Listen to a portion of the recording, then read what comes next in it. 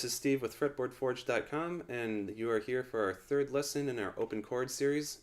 We're just going straight up the alphabet, A through G, and we are at the C chord now. So the C chord is probably one of the easiest chords to get down for fingering to start out with, because you don't need to push your fingers right next to each other. They're not all smushed up, you can spread it out a little, and it makes a very, very nice sound when you hear it all played out. So, let's go in and see how we do this. Okay, so with the C chord, your fingers will spread out a little bit, and it won't be anything really excessively stretchy, but for starters, you're going to play only these bottom 5 strings here, and again, you're just going to ignore the bottom E because E really doesn't have a place in just a nice open major C chord. It can, but then you're like bringing your finger down and hitting a G down there or something, and that's a different can of worms. So right now we're just sticking with a clean, open major C chord. And what we're going to do here is we'll start out with our ring finger. This time is going to reach the farthest, and it's going to come down to the 3rd fret on the A string. So the 2nd string down, 3rd fret is where you put your ring finger. Then you'll take your middle finger and you'll put it down on the 2nd fret of the D string. So, as such.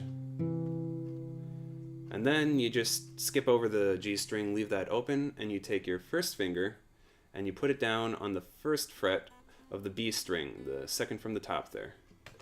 So, this, and this.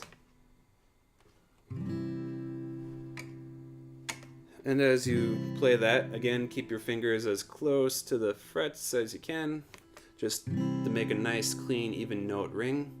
And make sure that you push your fingers about as straight down as you can, keeping your thumbs solidly in the back of the guitar, like right down the back middle of the neck.